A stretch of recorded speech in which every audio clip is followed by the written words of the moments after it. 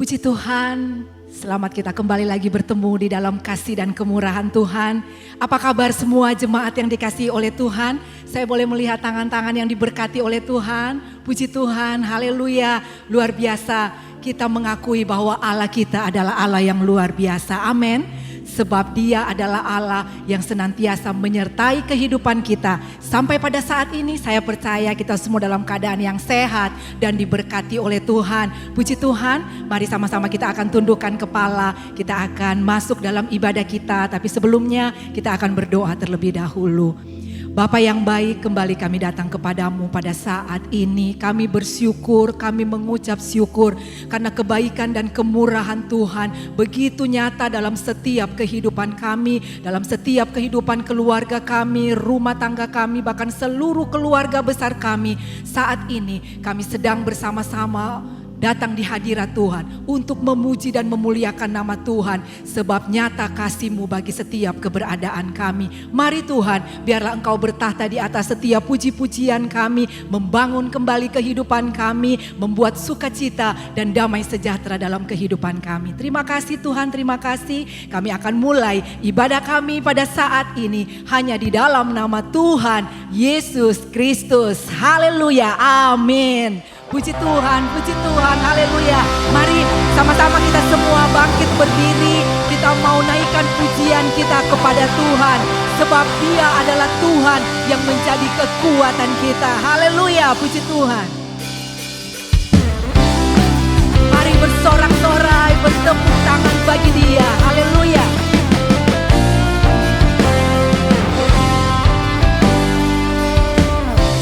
Tuhanlah kekuatan dan mazmurku, amin. Dia gunung batu dan keselamatanku, haleluya. Hanya padamu hatiku percaya, Kaulah menara dan kota perlindungan. Haleluya. Ku mau selalu bersyukur sebab cinta-Mu padaku takkan pernah berubah. Hatiku percaya walau bumi bergoncang, gunung-gunung beranjak, namun kasih setia-Mu tak pergi darimu. Haleluya. Kasih setia Tuhan tidak akan pernah pergi dan beranjak dari hidup kita. Amin. Haleluya. Tuhanlah kekuatan dan mazmurku. Dia gunung batu kita. Dia gunung batu dan keselamatanku. Hanya padamu hatiku percaya. Amin. Haleluya. Kaulah menara dan kota perlindungan. Sama-sama kita mau katakan, ku mau selalu bersyukur sebab cinta-Mu padaku takkan pernah berubah. Hatiku percaya walau bumi bergoncang, gunung-gunung beranjak, namun kasih setia-Mu tak ku mau selalu bersyukur, ku mau selalu bersyukur sebab cinta-Mu padaku takkan pernah berubah. Hatiku percaya, amin. Walau bumi bergoncang, gunung-gunung beranjak, namun kasih setia-Mu tak pergi dariku. Haleluya. Mari bersorak-sorai bagi Dia. Dia adalah kota benteng kita. Tuhan adalah kekuatan bagi hidup kita. Amin. Haleluya. Amin. Puji Tuhan. Kita mau sorakan kepada Tuhan. Kita mau katakan, Tuhan, kami bersyukur. Haleluya. Mari sama-sama kita katakan, ku mau selalu bersyukur. Amin. Sebab cinta-Mu padaku takkan pernah berubah. Oh, hati kami percaya Tuhan. Amin. Walau bumi bergoncang, amin, gunung-gunung beranjak, namun kasih setiamu tak pergi. Ku mau selalu, haleluya, ku mau selalu bersyukur sebab cintamu padaku takkan pernah berubah. Hatiku percaya walau bumi bergoncang, gunung-gunung beranjak, namun kasih setiamu tak pergi. Kasih setiamu tak pergi, kasih setiamu, amin, tak pergi dariku. Haleluya, amin, haleluya, haleluya, haleluya. Tuhan adalah kekuatan dan mazmur kita. Dia adalah kota benteng kita, dan kita selalu mau bersyukur kepada Dia. Mari saudara, kita mau datang kepada Tuhan. Tuhan, kami percaya akan setiap janji-janji-Mu bagi kehidupan kami Tuhan, sebab besar setia-Mu.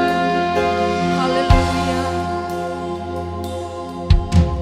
Sungguh besar setiamu, amin, Kau nyatakan bagiku. Haleluya. Kau Bapa yang selalu mengerti isi hatiku. Terima kasih. Kemuliaan-Mu Kau janjikan, aku tetap percaya. Ku percaya janji-Mu ajaib terukir dalam kehidupanku. Ku berserah di dalam kekuatan-Mu. Ku percaya. Haleluya. Terima kasih Tuhan. Sungguh besar kasih setia-Mu Yesus di dalam setiap kehidupan kami. Kami nyatakan di hadapan-Mu Tuhan. Haleluya. Sungguh besar setiamu Kau nyatakan. Haleluya. Di mana lama sangkiara lama sina. Kau Bapa yang selalu mengerti isi hatiku. Kemuliaan-Mu Kau janjikan, aku tetap percaya. Ku percaya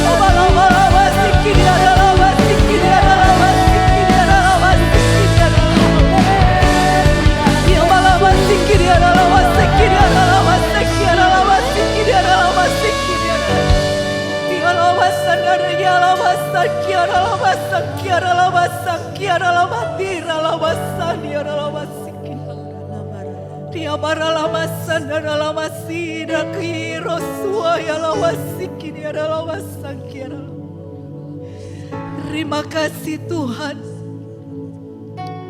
Terima kasih Bapa yang baik. Kami tetap menaruh setiap pengharapan dan percaya kami hanya ke dalam tangan-Mu yang kuat. Karena kami percaya dengan kekuatan kuasa-Mu Tuhan. Ya masadi hauru lohuna matara labasikini. Engkau akan memampukan kami untuk melewati segala sesuatu. Kalau Tuhan sudah tolong kami di waktu-waktu yang lalu, kami percaya Tuhan tetap dengan pertolongannya di waktu yang sekarang, bahkan sampai selama-lamanya. Terima kasih Tuhan, terima kasih. Biarlah kami tetap setia kepada Engkau. Biarlah kami tetap teguh di dalam Engkau. Biarlah kami terus mengandalkan Engkau dalam hidup kami. Dari waktu ke waktu, dari hari ke hari Tuhan. Tidak pernah kami tinggalkan Engkau. Dan biarlah selalu boleh ada pujian dan penyembahan yang terbaik untuk kami sampaikan kepadamu.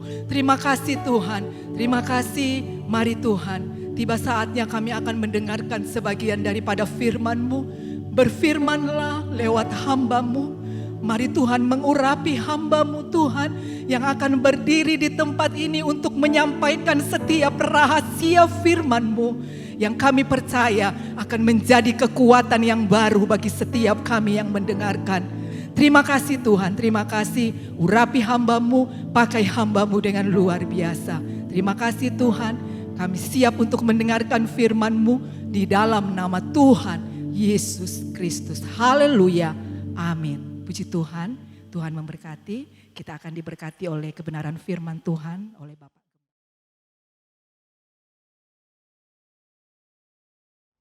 Haleluya, halo Bapak Ibu Saudara-saudari terkasih dalam Tuhan Yesus Kristus. Kiranya damai sejahtera Allah yang melampaui segala akal, memelihara hati dan pikiran kita semua dalam Kristus Yesus Tuhan kita. Bapak Ibu Saudara-saudari, firman Tuhan hari ini berjudul kehidupan yang hidup. Nah, kenapa kehidupan yang hidup? Hidupnya saya beri tanda petik. Ya, seperti di slide Bapak Ibu lihat, hidupnya ada tanda petik. Karena hidup yang akan kita bicarakan atau kita pelajari hari ini adalah hidup yang dipandang oleh Tuhan. Jadi bagaimana kita memiliki kehidupan yang dipandang hidup oleh Tuhan, bukan hidup menurut kriteria atau pandangan kita. Baik Bapak Ibu, Saudara-saudari, kehidupan memiliki arti cara atau keadaan hidup. Jadi cara atau keadaan hidup yang akan kita pelajari ini harus sesuai dengan cara atau keadaan hidup yang sesuai dengan kehendak Tuhan. Kalau kita lihat di dalam slide ya, kita perlu mempelajari kehidupan atau cara keadaan hidup yang sesuai dengan kehendak Tuhan ini. Kita perlu mempelajarinya melalui sejarah dulu ya Bapak Ibu Saudara-saudari. Jadi kalau Bapak Ibu Saudara-saudari lihat di slide, ini ada garis hidup. Ya, garis kehidupan sejarah umat manusia, sejarah manusia. Nah, Kejadian 1 ayat 1, firman Tuhan katakan bahwa Allah menciptakan. Pada mulanya Allah menciptakan langit dan bumi. Ya, Kejadian 1, Allah menciptakan langit dan bumi. Lalu hari kedua, hari ketiga, terus sampai hari ke-6, ya, Allah menciptakan sampai kepada binatang. Ya, dan pada hari yang ke-6 juga, Allah kemudian menciptakan manusia. Akan tetapi ketika Allah menciptakan manusia, Allah menciptakan manusia ada ciri-ciri khusus yang Allah berikan. Yaitu di dalam Kejadian pasal 2 ayat yang ke-7. Di situ dijelaskan bahwa Tuhan Allah menghembuskan nafas hidup. Sehingga manusia menjadi makhluk yang hidup. Nah, inilah keadaan atau cara hidup manusia yang dipandang hidup oleh Tuhan saat itu. Setelah Allah menghembuskan nafas hidup, disitulah manusia menjadi makhluk yang hidup. Kenapa Allah memberikan nafas hidup khusus kepada manusia? Sedangkan waktu Allah menciptakan binatang-binatang, Allah tidak menghembuskan nafas hidup kepada binatang-binatang.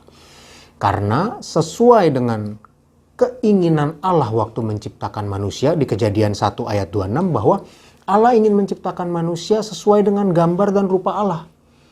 Untuk apa? Untuk berkuasa atas ciptaan Allah yang lain. Jadi Allah memberikan sebagian dari keberadaan Allah, kehidupan Allah, keadaan Allah yang Dia adalah Maha Kuasa. Sebagian dari ciri-ciri ini diberikan kepada manusia. Supaya apa? Manusia mempunyai kuasa atas ciptaan Allah yang lain. Jadi kita diciptakan menurut gambar dan rupa Allah. Kita menjadi makhluk yang hidup sesuai dengan kehidupan Allah adalah untuk berkuasa atas ciptaan Allah yang lain. Nah, kemudian seiring perjalanan waktu, ya kan tadi garisnya ini Bapak Ibu sudah lihat garis sejarah hidup manusia. Manusia yang tadinya diciptakan serupa dan segambar Allah, kemudian untuk berkuasa ini diberi pesan oleh Tuhan di dalam Kejadian 2 ayat 17 bahwa buah pohon pengetahuan yang baik dan yang jahat itu tidak boleh dimakan oleh manusia gitu ya. Jadi kalau kita lihat di gambar Kejadian 2 ayat 17 tuh Allah berpesan bahwa jangan makan buah pengetahuan baik dan jahat. Akan tetapi apa yang dilakukan manusia? Manusia tidak taat terhadap perintah Allah. Manusia memakan buah yang dilarang Tuhan Allah untuk dimakan oleh manusia ini. Jadi setelah manusia memakannya, Kejadian ayat 17, saya ulang pembacaannya biar kita lebih jelas. Kejadian 2 ayat 17 kita baca. 2, 3. Tetapi pohon pengetahuan tentang yang baik dan yang jahat itu, janganlah kau makan buahnya, sebab pada hari engkau memakannya, pastilah engkau mati. Nah, di Kejadian 3, manusia ini melanggar perintah Allah ini, bahwa jangan makan buahnya. Dan kalau engkau makan, pastilah manusia mati. Jadi yang tadinya keadaan manusia yang dihembusi nafas Allah itu adalah hidup, sekarang manusia mati. Akan tetapi ada yang menarik Bapak Ibu Saudara-saudari. Saat itu, saat setelah Adam dan Hawa mengkonsumsi atau memakan buah pengetahuan baik dan jahat itu, saat itu manusia itu masih hidup. Mereka masih ada di dunia ini. Kalau begitu, pengertian mati, persepsi pengertian mati yang perlu kita mengerti di sini adalah bukan mati saat itu langsung seperti yang kita pikirkan mati bahwa saat itu juga langsung putus nyawanya gitu. Bukan seperti itu Bapak Ibu Saudara-saudari. Akan tetapi pengertian mati yang dianggap tidak hidup lagi oleh Allah itu adalah pengertian seperti yang tertulis dalam Kejadian 6 ayat 3. Mari kita membuka Kejadian 6 ayat 3 dan kita membacanya. Kejadian 6 ayat 3. Berfirmanlah Tuhan, Rohku tidak akan selama-lamanya tinggal di dalam manusia. Karena manusia itu adalah daging, tetapi umurnya akan 120 tahun saja. Nah, ternyata persepsi atau gambaran tentang tidak hidup, tentang kematian yang dimaksud oleh Tuhan adalah terpisahnya manusia dari roh Allah.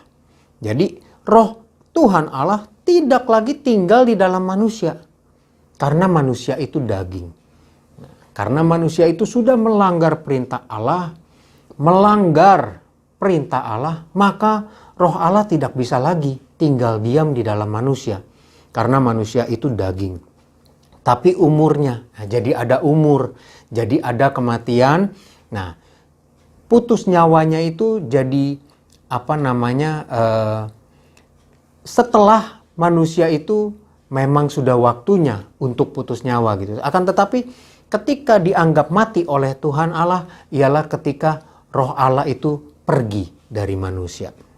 Nah, saat manusia hidup itu, roh Allah tidak serta-merta memang, jadi dari waktu Adam dan Hawa sampai ke Kejadian 6 memang ada waktu yang berjalan. Nah, dari waktu antara Adam dan Hawa memakan buah pengetahuan baik dan jahat sampai ke Kejadian 6 ayat 3 waktu Tuhan berkata bahwa rohku tidak akan selama-lamanya tinggal di dalam manusia. Jadi Tuhan Allah memutuskan untuk mengambil rohnya kembali. Itu memang ada waktu. Nah, waktu itu adalah proses, Bapak Ibu Saudara-saudari. Jadi proses perginya roh Allah dari manusia itu ya karena memang saat itu kalau kita membaca di Kejadian 6 ayat-ayat sebelumnya bahwa manusia itu kehidupannya kejahatan isinya. Jahat terus-menerus sehingga roh Allah yang tadinya masih mau bertahan di dalam manusia mulai dibuat tidak betah istilahnya gitu. Karena apa? Wadahnya, tempatnya, manusianya itu terus-menerus melakukan kejahatan dan membuat roh Allah tidak tahan untuk bersama-sama dengan kejahatan itu.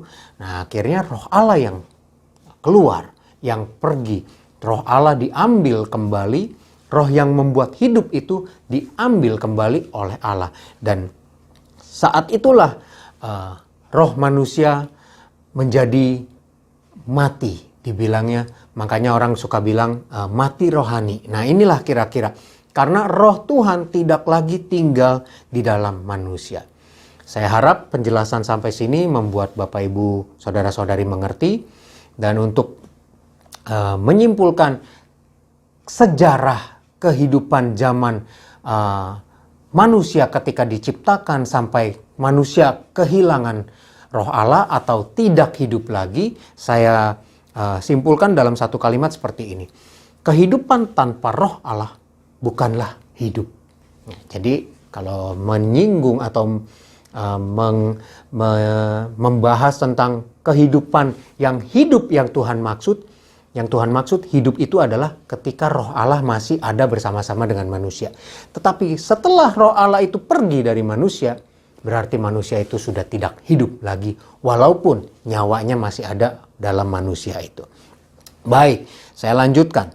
Kalau kita sudah mengerti bahwa kehidupan itu selama roh Allah masih ada di dalam manusia, lalu bagaimana dong selama manusia itu masih ada di dunia? Masa ia tidak ada manusia yang hidup gitu ya? Yang hidup menurut pemandangan Allah. Tentunya kita sering, saya berasumsi bahwa kita pasti sudah setiap hari membaca Alkitab dan tentunya tidak asing dengan cerita-cerita Alkitab.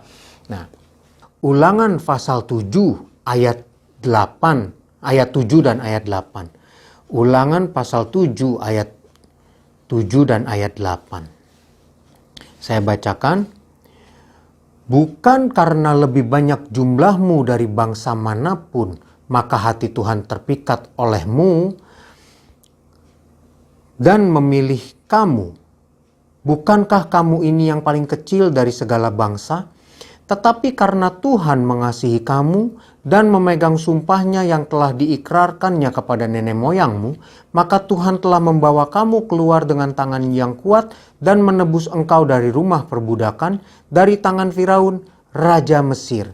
Kita lihat Bapak Ibu Saudara-saudari, bahwa di dalam Ulangan 7 ayat 6 sampai ayat 8, saya baca tadi mulai dari ayat yang ke-7, bahwa Allah mengasihi bukan karena manusia itu punya kelebihan gitu ya.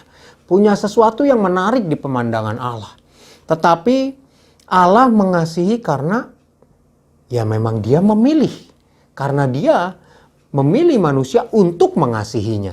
Dan mari kita lanjut, kita baca Bilangan pasal yang ke-11 ayat yang ke-17, lalu kita baca ayat yang ke-25 sampai ayat yang ke-26. Bilangan 11 ayat 17, lalu ayat 25 sampai ayat yang ke-26. Mari kita membacanya, 2, 3. Maka aku akan turun dan berbicara dengan engkau di sana. Lalu sebagian dari roh yang hinggap padamu itu akan kuambil dan kutaruh atas mereka. Maka mereka bersama-sama dengan engkau akan memikul tanggung jawab atas bangsa itu Jadi tidak usah lagi engkau seorang diri memikulnya. Ayat 25. Lalu turunlah Tuhan dalam awan dan berbicara kepada Musa. Kemudian diambilnya sebagian dari roh yang hinggap padanya dan ditaruhnya atas ke-70 tua-tua itu. Ketika roh itu hinggap pada mereka, kepenuhanlah mereka seperti nabi. Tetapi sesudah itu tidak lagi. Masih ada 2 orang tinggal di tempat perkemahan, yang seorang bernama Eldad, yang lain bernama Medad. Ketika roh itu hinggap pada mereka, mereka itu termasuk orang-orang yang dicatat, tetapi tidak turut pergi ke kemah. Maka kepenuhanlah mereka seperti nabi di tempat perkemahan. Bilangan 11 ayat 17 dan ayat 25-26, di sini dikatakan bahwa ada orang-orang yang dihinggapi oleh roh Allah sehingga mereka kepenuhan. Mereka penuh Roh Kudus lagi. Nah, kita lihat Bapak Ibu Saudara-saudari, memang betul setelah manusia jatuh dalam dosa, Tuhan mengambil kembali rohnya dari mereka. Akan tetapi karena Allah itu mengasihi, Allah itu kan ada ayat yang ada ayat lain di Alkitab yang berkata bahwa Allah itu kasih. Allah itu kasih. Jadi seluruh keadaan Allah adalah kasih. Nah, karena Allah itu kasih, maka Allah tidak mengasihi manusia ciptaannya. Oleh karena itu, karena Allah mengasihi, maka Allah tetap memberikan rohnya untuk menolong manusia. Untuk membantu manusia mengerti kembali, mengenal kembali siapa Allah dan bagaimana bergaul dengan Allah. Nah, ini contohnya Musa yang dipakai. Dihinggapi roh Allah, dibuat penuh, lalu dibuat memimpin bangsa Israel dan membuat mereka, bangsa Israel, kembali mengenal Allah. Akan tetapi karena ada peristiwa yang membuat Musa tidak tahan, Musa mengeluh. Nah, inilah bilangan 11 ini. Musa mengeluh, lalu Tuhan bilang kepada Musa, ya sudah, kalau memang kau tidak sanggup, akan kuambil rohmu yang hinggap darimu, lalu kuberikan kepada tua-tua yang lain.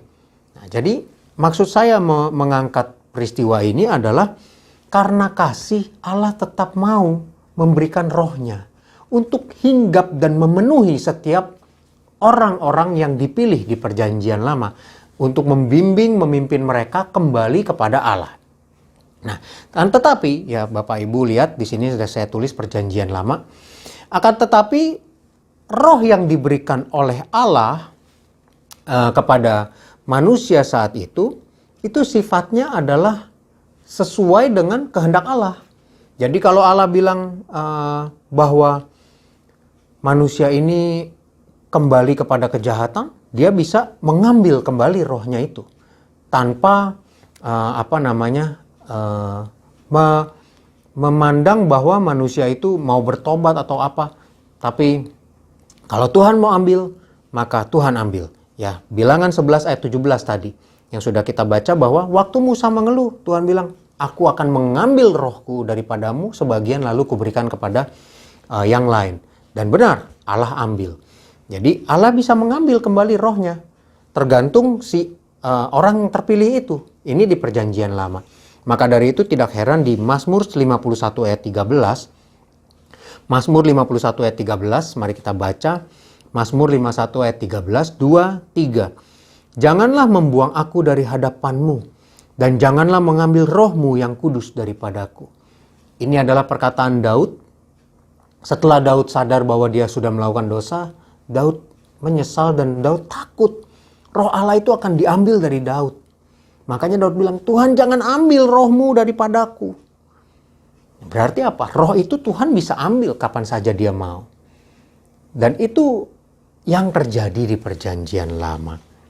Akan tetapi kita yang hidup di zaman sekarang ini tidak usah khawatir Bapak Ibu Saudara-saudari.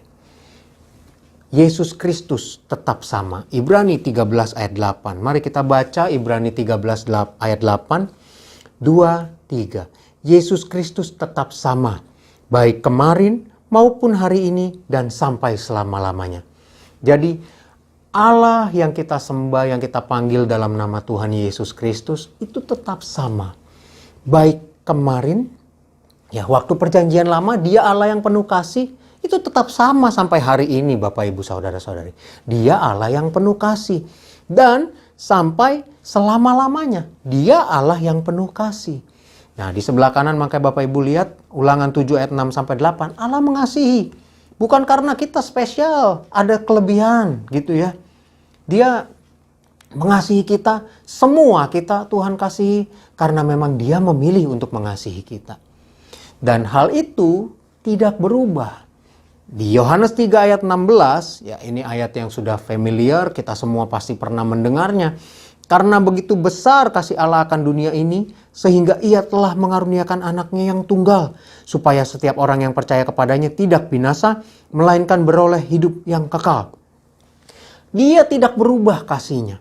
Karena kasih Allah, maka Allah mau manusia itu kembali hidup. Nah, hidupnya ada tanda petiknya ya Bapak Ibu. Kita lihat, Allah mau kita kembali hidup sesuai dengan kriteria atau ciri-ciri hidup yang Tuhan mau. Maka dari itu Dia awali dengan apa? Karena begitu besar kasih Allah, Dia mengaruniakan anaknya yang tunggal bagi Bapak Ibu, saudara-saudari dan saya. Dia mau kita kembali hidup Bapak Ibu, saudara-saudari. Nah, oleh karena itu, bagi mereka yang percaya, oleh karena itu saya percaya kita semua yang sudah percaya dan menerimanya sebagai Tuhan dan Juru Selamat, kita sudah berada di jalur yang tepat. Kita sudah di jalan yang benar. Kita sudah di jalan untuk kembali menjadi hidup sesuai dengan yang Tuhan mau. Nah, selanjutnya apa? Selanjutnya setelah kita menyadari bahwa kita menerima Tuhan Yesus untuk kembali hidup, dan kita mulai untuk berprogres ya Bapak Ibu, berproses dan berprogres. Ya, sama seperti di awal dulu di Perjanjian Lama, orang-orang itu berproses dan berprogres menjadi jahat. Nah, kita setelah kita terima Tuhan Yesus, kita pun mereverse, membalikkan proses itu. Kita berproses dan berprogres ke arah yang benar, ke arah yang tepat. Nah, kita berproses dan berprogres ke arah yang tepat, maka apa yang Tuhan kerjakan seiring dengan proses dan progres yang meningkat hubungan itu dengan Tuhan. Yohanes 14 ayat 15 sampai 17. Kita perhatikan ini di Perjanjian Baru ya Bapak Ibu saudara-saudari. Konsep Tuhan Yesus yang tidak berubah mau kita hidup, mau menghidupkan kita kembali dengan memberikan kembali rohnya. Ini dimulai dari memberikan anaknya, kita percaya, istilahnya kita tiket masuknya kita sudah ambil. Nah, maka kita mulai berproses dan berprogres untuk menerima kembali roh Allah itu di dalam kita dan kita hidup. Ini dimulai dari Perjanjian Baru. Yohanes 14 ayat 15 sampai 17. Mari kita baca. 2, 3. Jikalau kamu mengasihi aku, kamu akan menuruti segala perintahku. Aku akan minta kepada Bapa dan Ia akan memberikan kepadamu seorang penolong yang lain supaya Ia menyertai kamu selama-lamanya, yaitu Roh kebenaran. Dunia tidak dapat menerima Dia sebab dunia tidak melihat Dia dan tidak mengenal Dia. Tetapi kamu mengenal Dia sebab Ia menyertai kamu dan akan diam di dalam kamu. Perhatikan Bapak Ibu saudara-saudari, Dia yang mengasihi, memberikan anaknya, Dia juga mau memberikan rohnya kepada kita untuk diam kembali dalam kita. Ya, ingat, perhatikan waktu kita tadi awal belajar bahwa roh Allah itu dihembuskan nafasnya sehingga manusia menjadi makhluk yang hidup karena roh Allah itu diam. Nah, ini dikembalikan loh Bapak Ibu saudara-saudari. Roh Allah kembali diberikan bagi mereka yang percaya kepada Tuhan Yesus.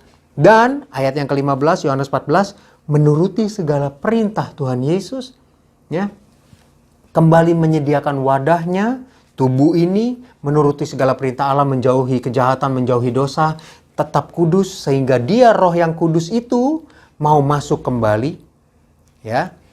Kan tadi roh Allah keluar karena wadahnya kotor, banyak dosa. Tapi sekarang kalau menuruti perintah Allah dalam Tuhan Yesus Kristus, wadahnya kembali bersih. Roh Kudus akan masuk kembali. Roh Kudus akan kembali bersama-sama diam bersama-sama dengan manusia tersebut. Nah, maka dari itu, ini saya tulis di sini di slide, bagi manusia yang mau berkomitmen untuk menuruti perintahnya. Ya, ayat 15 ini tidak bisa dipisahkan. Istilahnya kita harus komit dulu. Kita harus berkata kepada Allah bahwa Tuhan, saya mau hidup. Untuk itu Tuhan, saya berjanji. Nah, kira-kira gitu. Kita teken kontrak gitu Bapak Ibu Saudara-saudari. Kita tanda tangani perjanjian bahwa Tuhan, saya komit mau menuruti perintah-Mu. Baru setelah itu kita minta Roh Kudus. Makanya Tuhan bilang, aku akan minta kepada Bapa, Ia akan memberikan. Kita minta kepada Tuhan Yesus. Tuhan Yesus, berikan saya Roh Kudus. Saya siapkan tubuh saya, wadahnya saya siapkan, hati saya siapkan. Nah, maka Tuhan Yesus akan minta kepada Bapa dan Bapa akan memberikan kepada kita semua. Amin. Nah, dengan demikian, perjanjian baru ini Tuhan mulai dengan memberikan Yesus untuk menebus, ya, memberikan dia kuasa untuk membeli kita kembali dari iblis. Nah, lalu Tuhan akan memberikan kita kembali Roh Kudusnya. Nah, jangan lupa Tuhan Yesus tetap sama. Ada istilahnya pertanggungjawaban juga yang harus diberikan oleh manusia. Kan tetapi perbedaannya antara perjanjian lama dan perjanjian baru adalah kalau di perjanjian lama manusia tidak bisa menjaga hidupnya, ya. Kan Tuhan yang hinggap tuh, berikan, hinggap. Musa nggak minta loh, gitu ya. Tapi karena Tuhan mau pakai Musa, Tuhan pilih Musa, Tuhan berikan, hinggap. Lalu Musa penuh. Nah, akan tetapi Musa melakukan hal yang tidak berkenan, mengeluh, Tuhan ambil. Demikian juga Daud. Waktu dia diurapi, Roh Tuhan hinggap, memenuhi. Kan tetapi begitu Daud melakukan dosa, Tuhan akan ambil. Tapi Daud menyesal lalu dia berdoa, jangan ambil Tuhan, jangan ambil. Ya, beruntung Daud, puji Tuhan. Daud tetap Roh Allah tetap di dalam Daud. Nah, akan tetapi di perjanjian baru karena ada komitmen, ada perjanjian dari manusia ya Bapak Ibu, saudara-saudari, maka Tuhan tidak semena-mena mengambil itu karena Tuhan menghargai perjanjian. Jadi waktu Tuhan bilang bahwa aku akan memberikan. Jadi bagi yang percaya lalu minta kepada Tuhan Yesus, oke, itulah saat perjanjian ditandatangani. Karena aku sudah berjanji untuk memberikan itu kepada manusia, maka aku tidak mau melanggar, tidak mau membatalkan perjanjian itu dari pihak Allah, gitu. Makanya roh yang sudah diberikan Allah, Allah tidak akan ambil lagi seperti di perjanjian lama.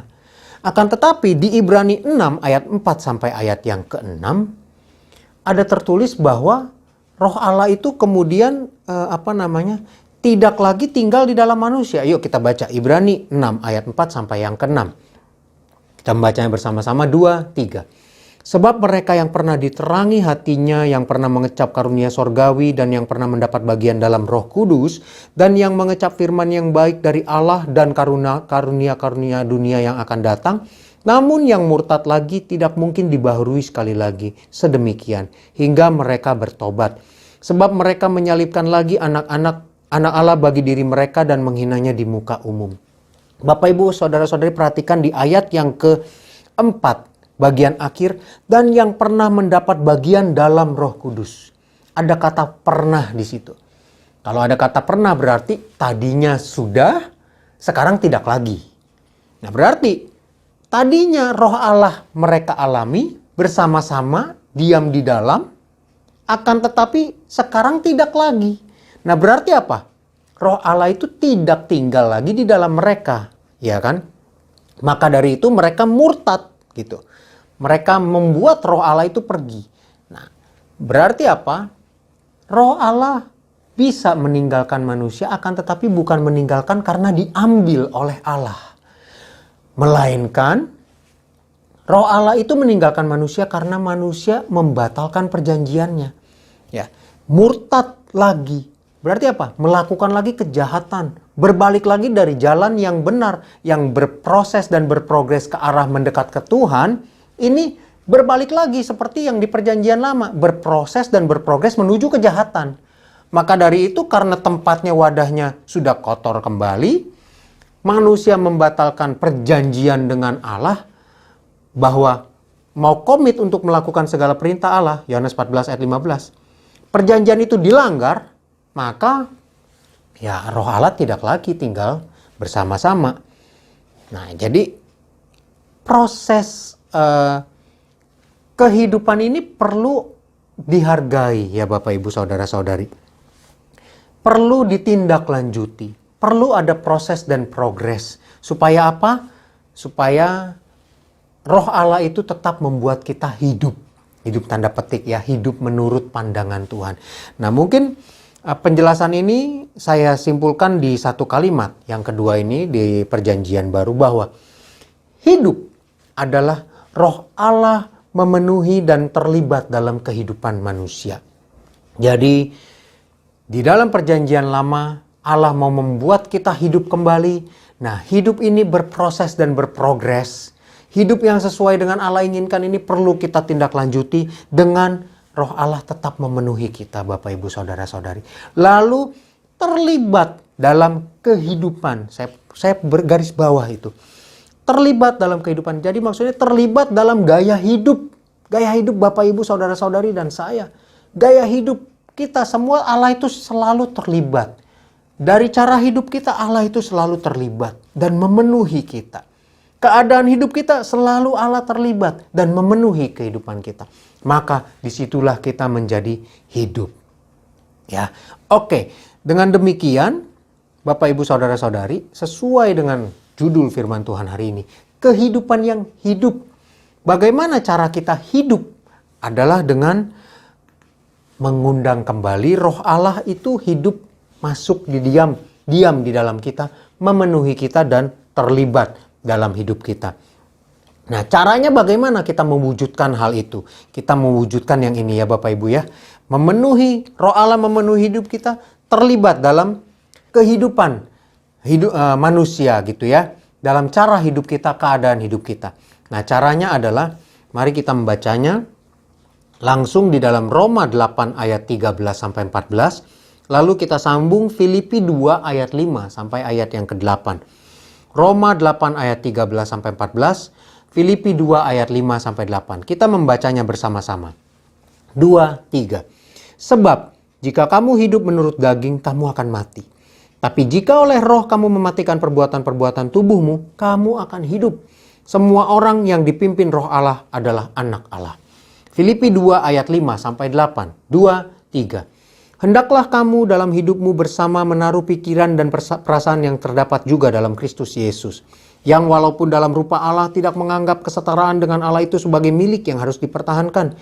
Melainkan telah mengosongkan dirinya sendiri dan mengambil rupa seorang hamba dan menjadi sama dengan manusia.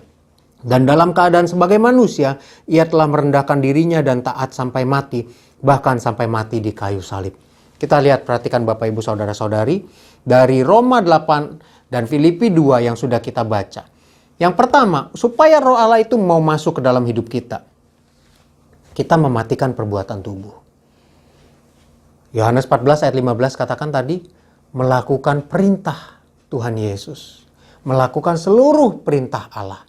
Dan perintah Allah adalah mematikan perbuatan tubuh. Kolose 3, di situ dikatakan bahwa matikanlah dalam dirimu segala sesuatu yang duniawi.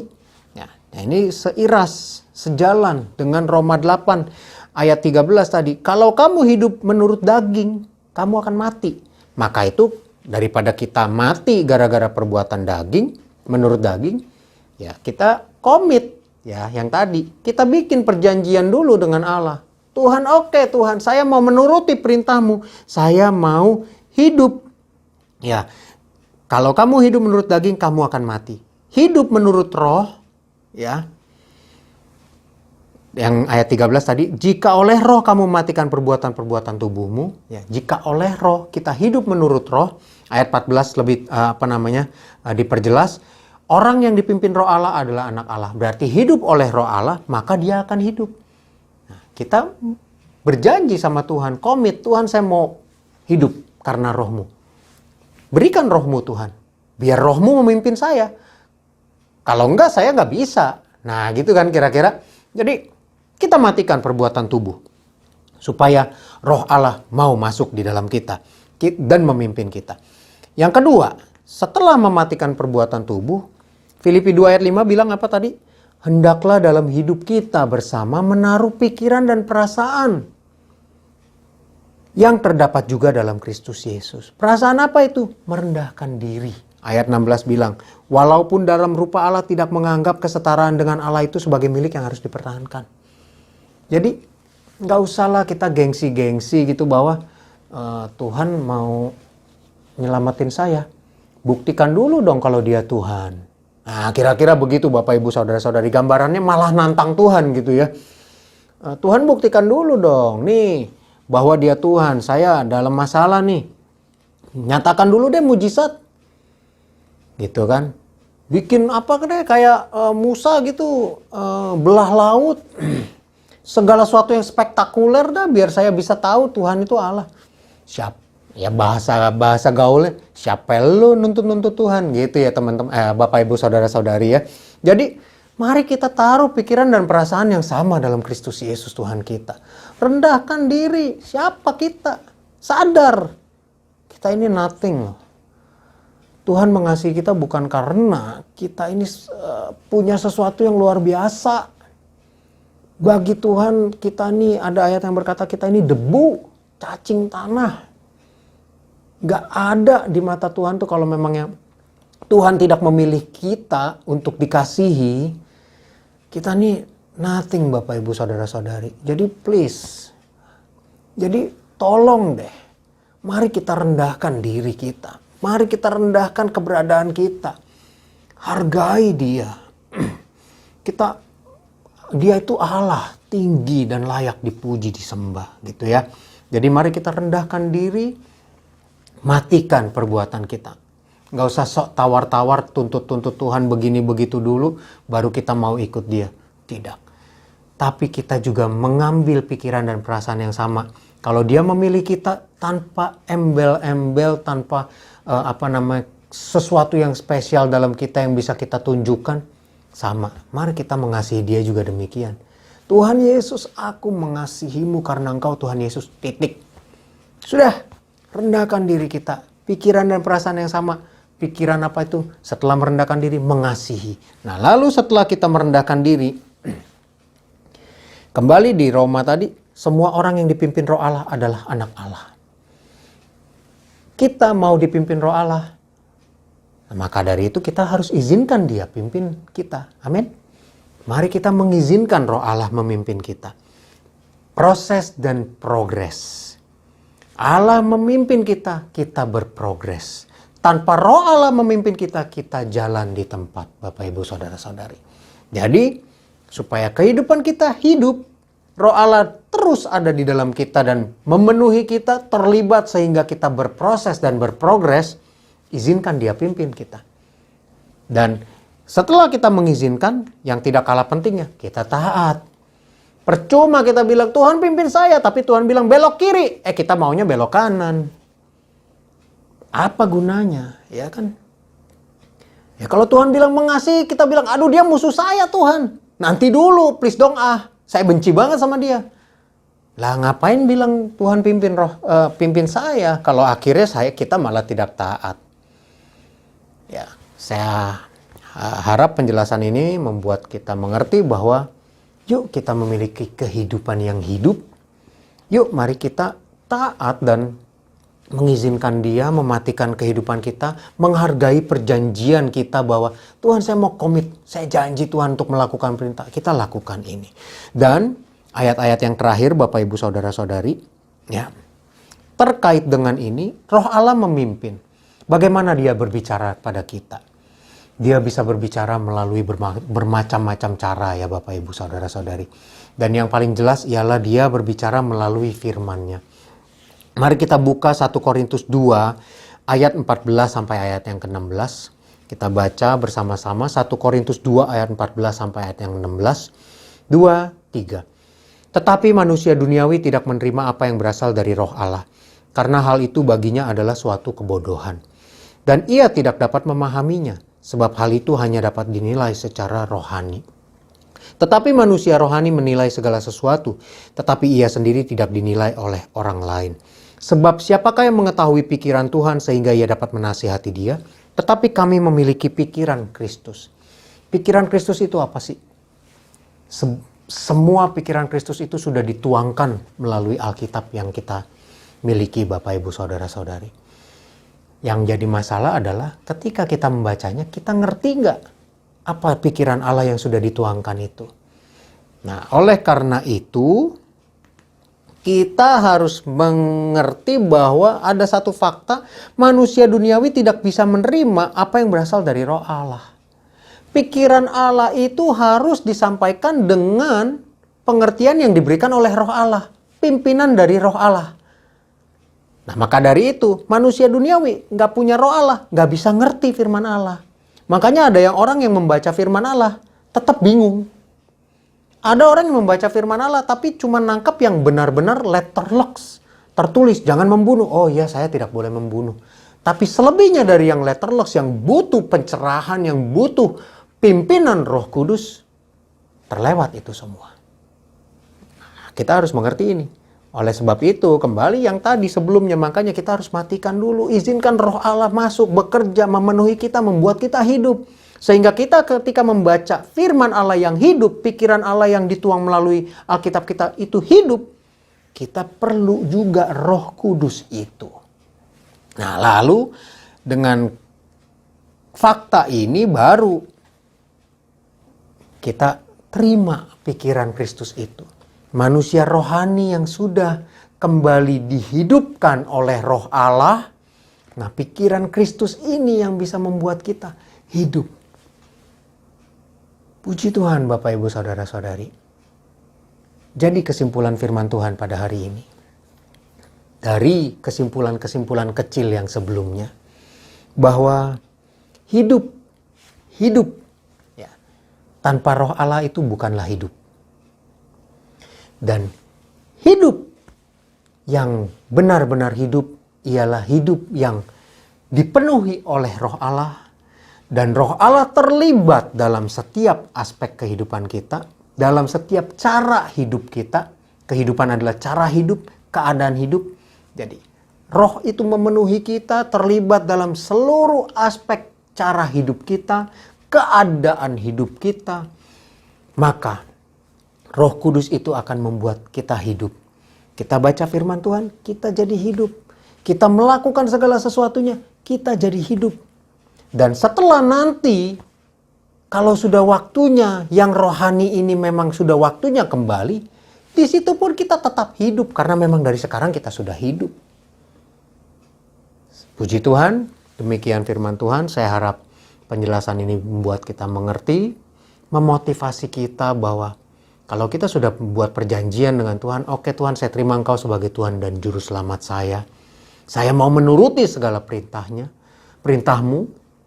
Mari kita berproses dan berprogres. Mari kita hidup yang hidup. Memiliki kehidupan yang hidup. Cara hidup, keadaan yang hidup. Tuhan tolong kita semua, Bapak Ibu Saudara-saudari. Mari kita akhiri ibadah pada hari ini. Kita sama-sama berdoa. Haleluya. Tuhan Yesus yang baik. Terima kasih Tuhan untuk firman-Mu. Terima kasih Tuhan bahwa Engkau sudah memberkati setiap kami. Sampai ada saat ini Tuhan. Semua adalah kasih karunia. Tuhan Yesus, tolong kami Tuhan. Supaya kami tetap bisa memegang perjanjian kami. Untuk berkomitmen untuk hidup menuruti perintah-Mu, untuk menjaga tubuh kami ini, hidup kami ini, hati kami ini kudus Tuhan. Sehingga Roh-Mu yang membuat kami hidup bisa kembali berada bersama kami, diam dalam kami, memenuhi kami, terlibat dalam setiap hidup kami, dan kami benar-benar hidup sesuai kehendak dan keinginan-Mu Tuhan. Tuhan Yesus tolong kami semua, biar kiranya perjanjian ini kami tindak lanjuti, berproses dan berprogres. Terus Tuhan kami lakukan dalam hidup kami. Dan kami hidup terus sampai selama-lamanya seperti yang Engkau ingini dan kehendaki. Tuhan terima kasih. Hamba berdoa bagi umat-umat-Mu, jemaat-jemaat-Mu. Mereka akan melakukan segala aktivitas mereka Tuhan. Baik yang bekerja profesional, berwirausaha, bekerja, mengurus rumah tangga, yang sekolah, kuliah, apapun yang mereka kerjakan, tekuni, usahakan Tuhan. Tuhan memberi hikmat. Tuhan memberkati, mengurapi mereka. Apapun yang mereka kerjakan buat Tuhan, semuanya Engkau buat berhasil sesuai dengan apa yang mereka imankan ya Tuhan bersamamu Tuhan. Tuhan juga memberkati mereka Tuhan dalam melakukan semuanya itu. Apapun yang mereka hasilkan Tuhan berkualitas baik. Dan dalam melakukannya Tuhan, Tuhan juga jaga lindungi. Berkati, jauhkan dari segala sesuatu yang tidak baik, yang tidak berkenan, dari segala sesuatu yang jahat, dari virus, bakteri, sakit, penyakit, dari orang-orang yang ingin berniat jahat, orang-orang yang ingin mengambil keuntungan pribadi, yang berniat tidak baik. Tuhan jauhkan dari semuanya itu. Tuhan juga memberkati dalam kegiatan mereka apabila mereka harus bertemu dengan orang-orang. Tuhan juga pertemukan dengan orang-orang yang tepat yang sudah Engkau sediakan Tuhan. Sehingga mereka dapat memperoleh segala sesuatu yang sudah Engkau rencanakan sesuai dengan kehendak-Mu yang sempurna. Tuhan juga berkati Opa, Oma, senior, umat-umat-Mu yang sudah senior Tuhan. Terus pengharapan mereka di dalam Engkau Tuhan supaya terus kuat, jangan goyah Tuhan. Mereka terus Tuhan hidup berjalan dalam kasih karunia-Mu. Kalau Engkau sudah menggendong mereka sampai saat ini Tuhan, Engkau akan melakukannya terus. Dan sampai putih rambut mereka Tuhan, mereka terus berada dalam kasih karunia-Mu Tuhan. Hidup berproses dan berprogres, hidup sesuai dengan apa yang Kau inginkan dengan Roh-Mu tinggal di dalam mereka. Terima kasih Tuhan, terima kasih. Hamba juga berdoa bagi umat-umat-Mu, jemaat-jemaat-Mu yang sudah mengembalikan milik-Mu, yang sudah mempersembahkan korban-korban persembahan mereka Tuhan, baik untuk keperluan gereja-Mu maupun juga untuk keperluan perbaikan atap. Tuhan memberkati setiap mereka. Bukakan tingkap-tingkap langit perbendaharaan Allah yang melimpah. Kau curahkan keribaan mereka. Apa yang mereka tabur, mereka tuai sesuai dengan janji firman Tuhan.